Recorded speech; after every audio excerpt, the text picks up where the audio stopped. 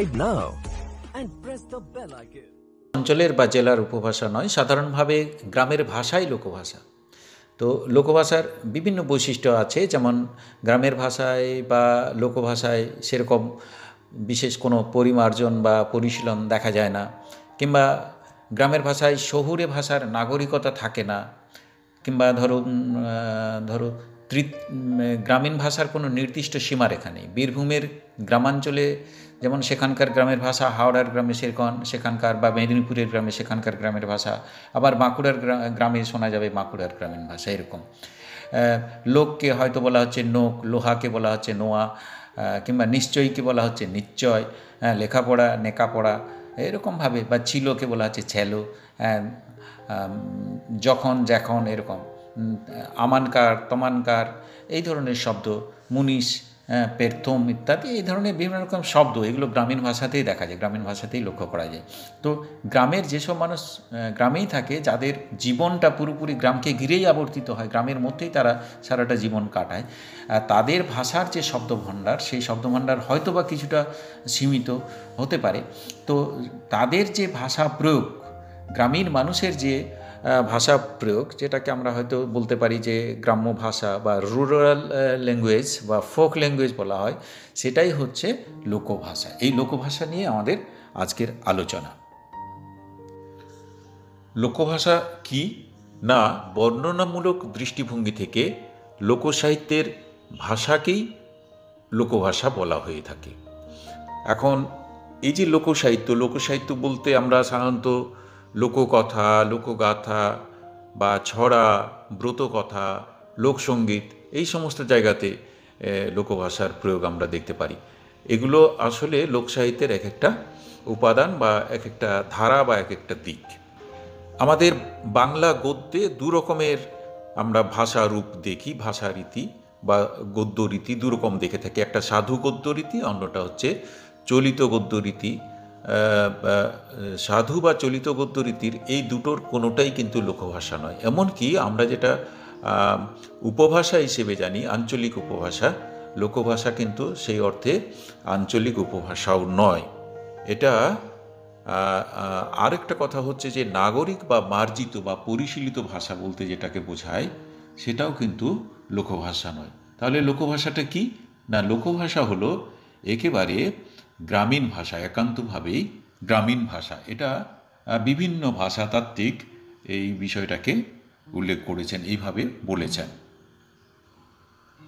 এরপরে আমরা রবীন্দ্রনাথের সেই উক্তি উদ্ধৃতি আমরা তুলে ধরেছি। তিনি বলেছেন, বাংলার অসাধু ভাষাটা খুব জোরালো ভাষা এবং তার চেহারা বলিয়া একটা পদার্থ আছে। সে আউলের মুখে, ভক্ত কবিদের গানে, মেয়েদের ছড়ায় রহিয়াছে। কেবল ছাপার কালির তিলক পরিয়া সে ভদ্র সাহিত্য সভায় মোড়লি করিয়া বেড়াইতে পারে নাই, কিন্তু তাহার কণ্ঠে গান থামে নাই, তাহার বাঁশের বাঁশি বাজিতেছেই। রবীন্দ্রনাথ এটা বলেছেন বাংলা ছন্দ নামক রচনাতে। এরপরে আমরা ডক্টর পবিত্র সরকারের লোকভাষা ও লোকসংস্কৃতি নামক যে গ্রন্থ রয়েছে, সেই গ্রন্থের 142 পাতাতে তিনি শুরু করেছেন লোকভাষা ও লৌকিক ভাষাতত্ত্ব বলে একটি আলোচনা করেছেন শিরোনাম। সেখানে প্রথমেই লোকভাষা কাকে বলবো বলে একটা অংশ রয়েছে। সেখানে তিনি বলে, ক্যালিফোর্নিয়া বিশ্ববিদ্যালয়ের সমাজ ভাষা বিজ্ঞানের সেমিনারে হেনরি হেনিক্সওয়াল্ড যখন প্রথম ফোক লিঙ্গুইস্টিক্স বিষয়ে অনুসন্ধান করার প্রস্তাব তুলে একটা প্রবন্ধ পড়েন, তখন থেকেই পরিভাষা বিষয়ক একটি সমস্যা তৈরি হয়ে যায়। পশ্চিম দেশে ফোক ল্যাঙ্গুয়েজ বলতে সাধারণভাবে বোঝায় গেঁয়ো ভাষা, অর্থাৎ যে ভাষা নাগরিক, মার্জিত বা স্ট্যান্ডার্ড নয়। লোকভাষা বা ফোক ল্যাঙ্গুয়েজ কোনো বিশেষ অঞ্চলের উপভাষা নয়। তার মানে আমরা যেটা জানতে পারছি, মানে তিনি যেটা বলতে চাইছেন এই সংজ্ঞা হিসেবে যেটা দিতে চাইছেন ডক্টর পবিত্র সরকার, লোকভাষা কোনো বিশেষ অঞ্চলের উপভাষা নয়। নাগরিক ভাষার সঙ্গে বাংলার ক্ষেত্রে মান্য মার্জিত কলকাতার বা শহরের শিষ্ট ভাষার সঙ্গে বিরোধে যে ভাষা গ্রাম্য বলে চিহ্নিত হতে পারে, তাই লোকভাষা। আধুনিক ভাষাবিজ্ঞানে একে কখনো কখনো রুরাল ল্যাঙ্গুয়েজও বলা হয়। আমরা এরপরে আমরা লোকভাষার কয়েকটি বৈশিষ্ট্য উল্লেখ করতে পারি। বৈশিষ্ট্য বলতে যেমন প্রথমে আমরা উল্লেখ করতে পারি যে ভাষার দ্বিস্তরের কথা। রূপকথার গল্প আমরা বলেছি যে রূপকথা, লোককথা, ব্রতকথা, ফোকটেল যেগুলো রয়েছে সেগুলো লোকসাহিত্য। তো এই লোকসাহিত্যের একটা ভাগ তাহলে রূপকথা।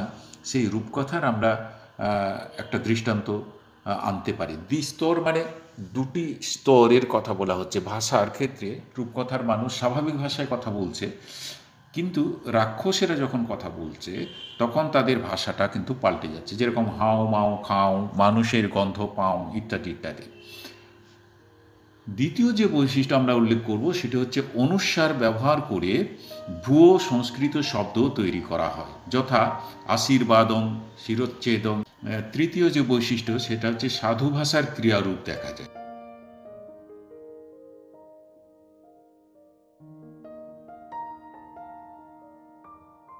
উথাল পাথাল সাঁতার কাটিব, এই যে কাটিব এটা হলে গিয়ে সাধু ভাষার ক্রিয়ারূপ। এরপরে অমার্জিত বা অশ্লীল শব্দ, এখানে আমি মানে উচ্চারণ করতে পারছি না, তোমরা দেখতে পাচ্ছ যে এই ধরনের শব্দও কিন্তু লোকভাষাতে খুব সহজেই, খুব সাবলীলভাবেই ব্যবহার করা হয়ে থাকে।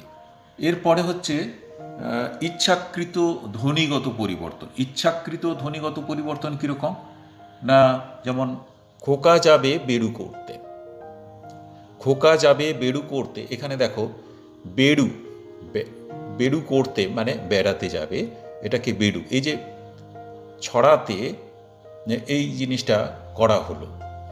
কিংবা তোমরা হয়তো এরকমও শুনেছ, খোকা যাবে নাই লাল জুতুয়া পায়ে, লাল জুতুয়া, জুতো হয়ে গেল জুতুয়া। এগুলো পরবর্তী ক্ষেত্রে হয়তো বা গানও হয়েছে, খোকা বাবু যায় লাল জুতুয়া পায় না কী সব এরকম গানও বেরিয়েছে বোধ হয়, কিন্তু সেগুলো আলাদা বিষয়, আলাদা প্রসঙ্গ। লোকভাষার ক্ষেত্রে আমরা লৌকিক যে উদাহরণগুলো নেব লোক সাহিত্য থেকে, সেখান থেকে আমি উদাহরণগুলো নিয়ে তোমাদের সামনে তুলে ধরছি। এই যে এখানে ধ্বনিগত পরিবর্তন আমরা যে দেখতে পাচ্ছি, বেড়ু বা জুতুয়া, জুতো থেকে জুতুয়া, বেড়াতে হচ্ছে বেড়ু করতে, এই যে বাংলা ছড়ায় আমরা যে দৃষ্টান্তগুলো পেলাম এগুলো হচ্ছে লোকভাষার এক ধরনের বৈশিষ্ট্য। এগুলো হচ্ছে ধ্বনিগত পরিবর্তন করা হলো। বিশেষ শব্দের পুনরুক্তি মানে একটা শব্দকে পুনরায় ব্যবহার করা। যেমন এখানে একটা লোকসঙ্গীত থেকে টুসু সঙ্গীত, টুসু গান বা টুসু গীত বলা হয় সাধারণত। তো সেই টুসু সঙ্গীত থেকে বা টুসু গীত থেকে একটা গানের, টুসু গীতের একটি অংশ আমরা তুলে ধরছি, যেখানে আমরা দেখতে পাচ্ছি যে জল শব্দটাকে বারবার বা পুনর্বার ব্যবহার করা হচ্ছে। জল জল যে করো টুসু, জলে তোমার কে আছে, এখানে জল শব্দটাকে পুনরুক্তি করা হচ্ছে। আর একটা আমরা দৃষ্টান্ত নিচ্ছি, এটা ময়মনসিংহ গীতিকা থেকে, ময়মনসিংহ গীতিকার মহুয়া পাল্লা থেকে। এখানেও জল শব্দটাকে এরকমভাবে ব্যবহার করা হচ্ছে, জল ভরো সুন্দরী কন্যা জলে দিছ ঢেউ। তাহলে দেখা গেল যে বিশেষ শব্দ জল, সেটা কিন্তু হচ্ছে শুধু জল নয়, আরও অন্য কোনো শব্দেরও এরকম পুনরুক্তি ঘটতে পারে। লোকভাষা এটা দেখা যায়, লোকসাহিত্যের মধ্যে এটা দেখা যায়। এরপরে লোকভাষার পরের যে বৈশিষ্ট্য সেটা হচ্ছে অলঙ্কারের ব্যবহার। এখন অলঙ্কার সম্পর্কে তারা খুব বেশি সচেতন নয়, কারণ আলংকারিক জ্ঞান হয়তো তাদের অতটা নেই। যারা এই লোকভাষার ব্যবহার করেন বা চর্চা করেন বলতে আমি লোকভাষার ধারক এবং বাহক, এই ভাষাটা যারা ধারণ করেন বা ব্যবহার করেন তাদের ক্ষেত্রে তারা তো অত অলঙ্কারের ব্যবহার সম্পর্কে সচেতন নন। তবুও কিছু কিছু ক্ষেত্রে আলংকারিক প্রয়োগ আমরা দেখতে পাই। তো সেটা সম্পর্কে আমরা একটু তুলে ধরতে পারি বা সেই দিকটা আমরা একটু আলোচনা করতে পারি। যেমন একটা গান রয়েছে, মন মাঝি রে তোর বৈঠানে রে আমি আর বাইতে পারলাম না। এই যে গান, এখানে মন মাঝি, মনরূপ মাঝি, রূপক অলঙ্কারের ব্যবহার কিন্তু রয়েছে এই বাউল গানটিতে।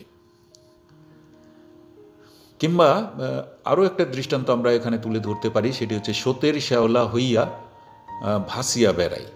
এটা ময়মনসিংহ গীতিকার মহুয়াপালা থেকেই নেওয়া হয়েছে।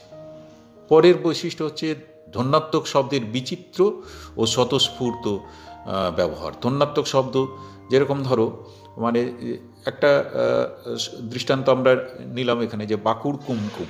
বাকুড় কুমকুম কি? এটা সাধারণত বাকুড় কুমকুম সাধারণত এরকম শব্দে ডাব বা ঘুঘু জাতীয় পাখি কিংবা পায়রা সাধারণত ডাকে। তো তার সেই গলার আওয়াজটাকে এরকমভাবে ব্যবহার করা হচ্ছে, এবং এখানে ব্যবহার করা হচ্ছে খুকুড়া বা কুকুড়া অর্থাৎ মোরগ অর্থে। মোরগের যে আওয়াজ, গলার আওয়াজ বা ডাক, সেই ডাকের সঙ্গে ব্যবহার করা হলো। যাই হোক, একটা শব্দকে, ধ্বন্যাত্মক শব্দকে এরকমভাবে শুধু ব্যবহার করা নয়, আরও অন্যান্য জিনিসও রয়েছে, অন্যান্য ক্ষেত্রেও রয়েছে। যেমন ধরো, বৃষ্টি পড়ে টাপুর টুপুর। এই যে টাপুর টুপুর, এটা ধ্বন্যাত্মক শব্দ। এই রকম ধ্বন্যাত্মক শব্দের স্বতঃস্ফূর্ত ব্যবহার কিন্তু আমরা লোকভাষার ক্ষেত্রে দেখতে পারি। বৃষ্টি পড়ে টাপুর টুপুর নদে এলো পান, ওখানে যেমন টাপুর টুপুর, আর তার আগেরটাতে আমরা বললাম বাকুড় কুমকুম, খুকুড়াটা কটকটালো, ভাঙলো আমার ঘুম, এরকম ভাঙলো আমার ঘুম, এরকম উচ্চারণগুলো হয়। এগুলো সব গ্রামীণ ভাষা, তোমরা বুঝতেই পারছো লোকভাষা আসলে গ্রামীণ ভাষা। নেক্সট যেটা পরবর্তী যে বৈশিষ্ট্য, সেটা হচ্ছে যে অর্থহীন শব্দ। অর্থহীন শব্দ মানে যেগুলোর কোনো অর্থ আমরা খুঁজে পাই না, সাধারণ অর্থে কোনো মানে আমরা অনুধাবন করতে পারি না, নেই হয়তো বা। কেউ কেউ এগুলো চেষ্টা করেছেন এগুলোর অর্থ উদ্ধার করার, কিন্তু সার্বজনীনভাবে স্বীকৃতি লাভ করেনি, অনেকে এগুলো মেনে নেননি। ইকিড় মিকিড় চাম চিকিড়, এ তোমাদের খুব পরিচিত একটি ছড়া, খেলার ছড়া। গ্রামীণ সমাজে যারা থেকেছে তারা নিশ্চয়ই এই খেলাটা খেলেছে। তো এখানে যে শব্দটা প্রথমেই ব্যবহার করা হলো, ইকিড়ি মিকিড়ি চাম চিকিড়ি, এটা কোনো অর্থ নেই। কিংবা আগডুম বাগডুম ঘোড়াডুম, এখন এগুলো ব্যবহার কেন করা হচ্ছে? একটা ছড়ার শুরুতেই দেখবে এই ধরনের শব্দ থাকে। তো এগুলো ব্যবহার কেন হচ্ছে সেটার কারণ হিসেবে আমরা বলতে পারি যে এগুলো যেহেতু ছোটদের চঞ্চল মনকে একটা বিশেষ শব্দবন্ধু দিয়ে আকৃষ্ট করার একটা প্রবণতা হয়তো এর মধ্যে কাজ করতে পারে। কিংবা আরও একটা জিনিস এখানে থাকতে পারে, সেটা হচ্ছে যে এখনকার দিনে যে বিজ্ঞাপনগুলো হয় ছোটদের, দেখবে টিভিতে বা ইত্যাদিতে, সেইগুলোতে গণমাধ্যমগুলোতে যে বিজ্ঞাপনগুলো দেওয়া হয়, ছোটদের যেগুলো পণ্য সামগ্রী, কোনো চকোলেট টিকলা টিকলা টিং টিং, এরকমভাবে হয়তো একটা জিনিস বলা হচ্ছে, মানে কিছুই নেই। টিকলা টিকলা টিং টিং কি? একটা সাউন্ডের মতন একটা শব্দ, কিন্তু এগুলোর কোনো অর্থ নেই। সেইটা কি করে না, ছোটদের মনটাকে, বাচ্চাদের, শিশুদের মনকে সহজে আকৃষ্ট করে, সেখানে নিয়ে যায়।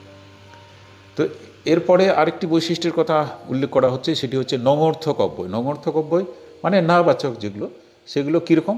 সেগুলো রূপটা এরকম হয়, নাই কিংবা নে কিংবা নি।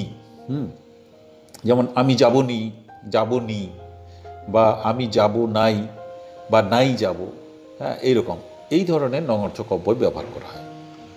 আর একটা ব্যাপার হচ্ছে যে ঘটমান বর্তমানকাল। ঘটমান বর্তমানকালে তেছো, তেচি, তেচে, তিচি, এইগুলো ব্যবহার করা, এই বিভক্তিগুলো ব্যবহার করা। যেমন ভাবছোটা হয়ে যাচ্ছে ভাবতেছো। বা আমি তোমাদের ওখানে প্রায়শই শুনি, অনেকের কাছ থেকেই শুনি যে আসছি তারা বলে না, বলে আসতিছি।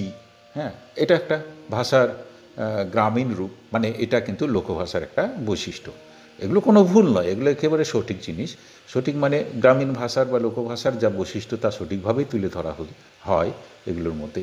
আসতিছে এরকমভাবে, বা আসতেছি এরকমভাবেও বলা হয়।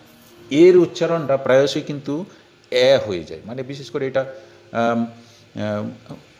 বিশেষ করে পূর্ব বাংলাতে আমরা এটা দেখতে পাই। পূর্ব বাংলা মানে বাংলাদেশ, এই সমস্ত জায়গার অঞ্চলে যেমন হয়ে যাচ্ছে দেশ, আমরা প্রায়শই শুনি দেশ।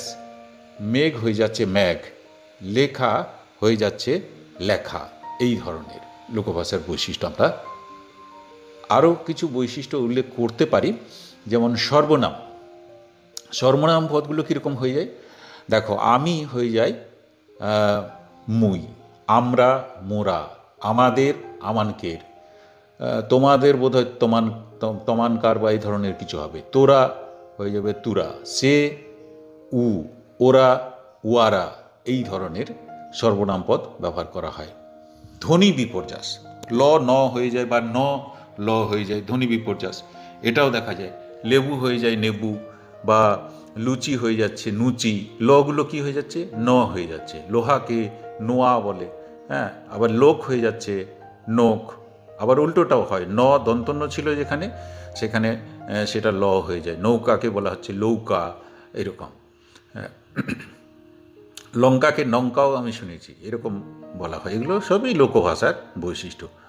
অপিনিহিতে দেখা যায়। অপিনিহিতি বলতে যেমন মেইরে, ধৈরে, দেখব, বলবো ইত্যাদি ইত্যাদি, এগুলো হচ্ছে অপিনিহিতি। লোকভাষার ক্ষেত্রে অপিনিহিতির প্রয়োগও দেখা যায়। এগুলো সবই ভাষাতাত্ত্বিক বৈশিষ্ট্য, কিন্তু লোকভাষার ক্ষেত্রে কী বৈশিষ্ট্যগুলো আমরা দেখব, বা যে বৈশিষ্ট্যগুলো আমরা দেখতে পাচ্ছি সেগুলোকে আমরা তুলে ধরছি। নেক্সট যেটা আসছে, আদিস্থিত ও, মানে শব্দের মধ্যে শুরুতে যে ও থাকে সেটা উ রূপে উচ্চারিত হয়, হ্রস্ব উ হয়ে যায়, ওটা উ। যেমন কোথা, কোথাটা হয়ে যায় কুথা। লোক প্রায়শই আমরা শুনতে পাই লুক বলা হচ্ছে, কোনো না বলে বলা হচ্ছে কোনো, ফোলাকে বলা হচ্ছে ফুলা, এই ধরনের ব্যাপারগুলো আমরা দেখতে পাই। এটিও আরেকটি লোকভাষার বৈশিষ্ট্য।